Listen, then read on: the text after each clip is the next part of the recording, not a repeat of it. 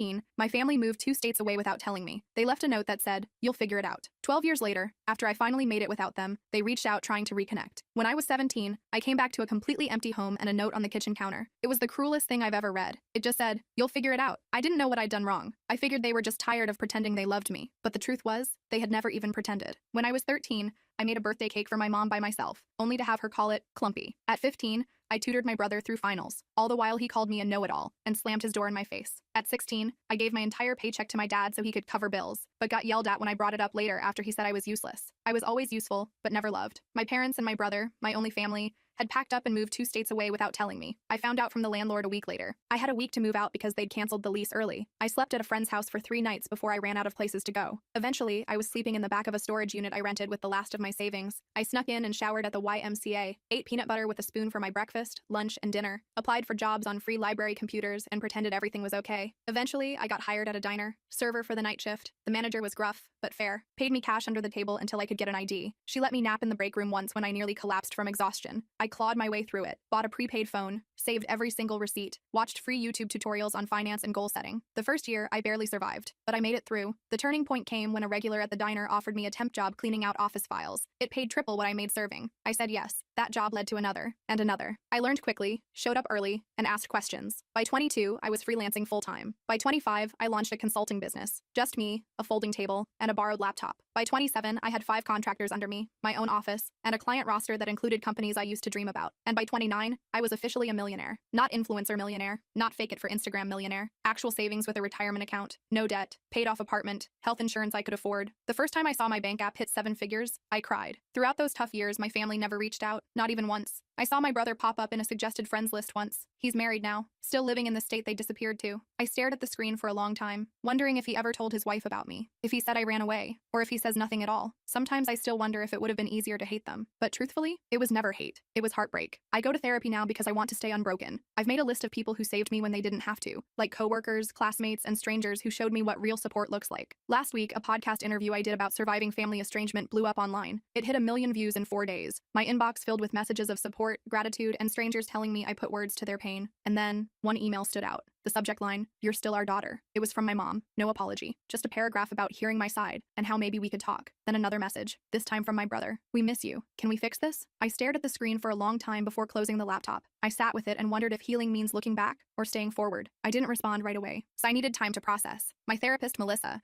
suggested I take at least a week before making any decisions. "Give yourself space to feel whatever comes up," she said during our session. "There's no rush to respond." So I did. I focused on work, went to the gym, had dinner with friends. Normal stuff. But those emails haunted me. I kept opening them, reading them, closing them again. My mom's message felt cold, clinical almost, like she was reaching out to a distant acquaintance. My brother's was shorter but somehow felt more genuine. I couldn't stop thinking about them. After 10 days, I decided to reply to my brother first. Just something simple. I wrote, "It's been 12 years. What changed?" Then I hit send before I could overthink it. His response came within an hour. He said the podcast made him realize what they'd done. He claimed he was only 15 when they left me, that he didn't have a choice, that he'd always wondered about me, that he'd looked me up online a few times over the years but never had the courage to reach out, that seeing me successful made him proud. I didn't buy it. Not completely. If he'd been so concerned, why wait until I was publicly successful? I asked him exactly that. His next email was longer. He admitted that money was tight for them, that my parents' business had failed, that his wife was pregnant with their second child, that medical bills were piling up. I felt my stomach drop. There it was, the real reason. I didn't respond for another week. Then my mom sent a follow-up email with old family photos attached. Pictures of me as a baby, pictures of us at the beach when I was maybe 5 or 6, pictures of me and Michael building a snowman, happy moments that felt like they belonged to someone else's life. At the bottom of the email, she wrote, "We made mistakes. We want to make amends." I showed the emails to Melissa during our next session. She reminded me that I was in control, that I could set boundaries, that I didn't owe them anything. But she also said that closure might help me move forward, whether that meant reconciliation or a final goodbye. I nodded along, but inside I felt conflicted. Part of me wanted to tell them to go to hell. Another part wanted to understand why they left me. And a tiny, stupid part of me still wanted them to love me. I decided to meet my brother first. Just him. No parents. We arranged to meet at a coffee shop in Chicago, halfway between where we both lived. I flew in that morning, checked into a hotel, and tried to calm my nerves. I almost canceled 3 times. But at 2 p.m., I walked into that coffee shop and saw him immediately. He looked older, heavier, with a receding hairline, but his eyes were the same. He stood up when he saw me, awkward and uncertain. I didn't hug him. We just sat across from each other with our coffees, like strangers. The first 20 minutes were painful. Small talk about the weather, about my flight, about his drive. Then he started apologizing. "Emma, I'm so sorry," Michael said, his voice cracking. "I was just a kid when it happened. I didn't know they they were planning to leave you behind until it was too late. I was too scared to stand up to them. I just listened, watching his face for signs of deception. He seemed sincere, but I'd been fooled before. I asked him the question that had haunted me for 12 years. Why me? Why was I the one left behind? He looked down at his coffee. They always saw you as the strong one, the independent one, the one who would be fine on your own. They thought you didn't need them as much as I did. They convinced themselves you'd be better off without them. It was the most ridiculous thing I'd ever heard. I told him about the storage unit, about eating peanut butter for weeks, about showering at the YMCA and working night shifts at 17. His face crumpled. I didn't know, he whispered. They told me you had a plan, that you wanted to stay behind, that you were going to live with a friend's family, that you'd chosen to separate from us. All lies. By the end of our meeting, I wasn't sure what to think. He seemed genuinely remorseful. He showed me pictures of his wife and daughter, told me about his job as an accountant, asked about my business, didn't directly ask for money, which surprised me. When we parted, he hugged me. I let him, but I didn't hug back. I just stood there, arms at my sides, feeling nothing. Back at my hotel, I called Melissa, told her everything. She pointed out that while my brother seemed sorry, he was still framing himself as a victim rather than acknowledging his role in my abandonment. She was right. He'd been 15, not 5. Old enough to pick up a phone, old enough to send an email, old enough to check on me at some point in 12 years. That night, my mom called. I hadn't given her my number, so Michael must have. I almost didn't answer, but curiosity won out. Her voice sounded older, raspier. She cried when I said hello, started talking about how proud she was of me, how she'd always known I would succeed, how special I was. I let her talk herself out. Then I asked her the same question I'd asked my brother. Why me? Her answer was different. We were in debt, Emma. We couldn't afford 3 mouths to feed. We knew you were smart enough to make it on your own. We figured you'd go to social services and get placed with a better family. We thought we were doing you a favor. I hung up on her, blocked her number immediately, threw my phone across the room and screamed into a pillow. The next morning, I had an email from my dad. First contact in 12 years. He didn't apologize. Instead, he wrote about how hard their lives had been, about medical bills and failed businesses, about how Michael's wife needed surgery, about how they were facing eviction. Then, at the very end, he asked if I could help the family out. Not a single question about my life, not a single acknowledgement of what they'd done. I forwarded the email to Melissa with the subject line, and there it is. She called me immediately, despite it being Sunday. We talked for an hour, about boundaries, about forgiveness versus reconciliation, about the difference between helping someone and enabling them, about what I actually wanted versus what I thought I should want. By Monday morning, I had made my decision. I emailed my brother, told him I was glad we'd met, that I understood he was in a difficult position when we were younger, that I was willing to have a relationship with him and his family, but with clear boundaries. No money, no loans, no financial support of any kind, and no relationship with our parents until they took full responsibility for their actions. His response was immediate and telling. I'm really disappointed, Emma, he wrote. Our parents really need help. Families should support each other. You're being selfish with your success. All the guilt buttons they'd installed in me as a child, pushed at once. I didn't respond. Instead, I booked an appointment with Melissa and a vacation to Bali. I needed space to process everything. 3 days later, Michael called, left a voicemail apologizing for his email, said he understood my position, said he still wanted a relationship on my terms, said he'd respect my boundaries. I listened to it twice, trying to decide if he was sincere or just changing tactics. I decided to give him one more chance, but with my guard up. I went to Bali anyway, spent 2 weeks on the beach, hiking through rice fields, and meditating. I needed the distance. When I got back, I had 6 more emails from my dad, each more desperate than the last. I didn't read past the subject lines. I also had a text from Michael asking if we could talk again. I agreed to a phone call, nothing more. The call started okay. He apologized again for pushing. I've been thinking a lot about what you told me, he said. I'm in therapy now too. I believed that part. He sounded different.